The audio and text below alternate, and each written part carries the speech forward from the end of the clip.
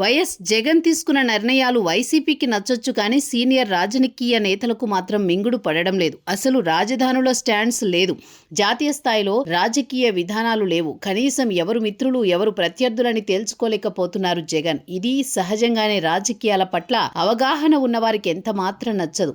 ఇప్పుడు జగన్ వైఖరిపై కూడా ఓ సీనియర్ నేత తన మనసులో ఉన్న మాట బయట పెట్టారు. చాలా స్ట్రాంగ్ గా రియాక్ట్ అయ్యారు. ప్రస్తుతం ఆ నేత కామెంట్స్ సోషల్ మీడియాలో వైరల్ అవుతున్నాయి.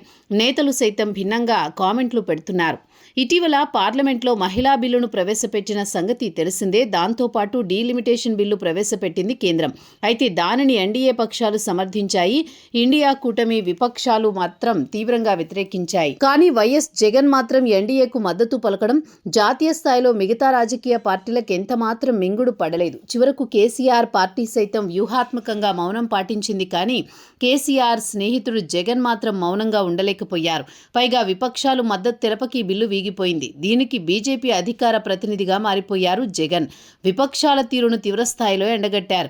అయితే ఈ విషయంలో జగన్ విపరీతంగా విమర్శలకు గురవుతున్నారు. తాజాగా దీనిపై స్పందించారు ప్రముఖ విశ్లేషకుడు గోనె ప్రకాష్ రావు.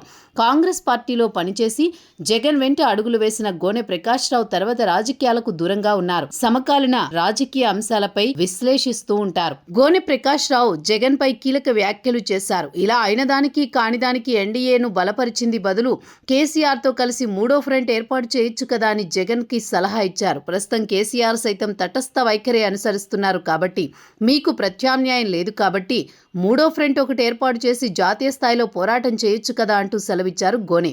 అటు కాక ఇటు కాక ఏంటి అంటూ సెటైర్లు వేశారు. అయితే మగా కావాలి లేకుంటే ఆడ కావాలి, మధ్య రకం వద్దు అంటూ జగన్ పై గోనె ప్రకాష్ రావు చేసిన వ్యాఖ్యలు ఇప్పుడు సోషల్ మీడియాలో విపరీతంగా వైరల్ అవుతున్నాయి.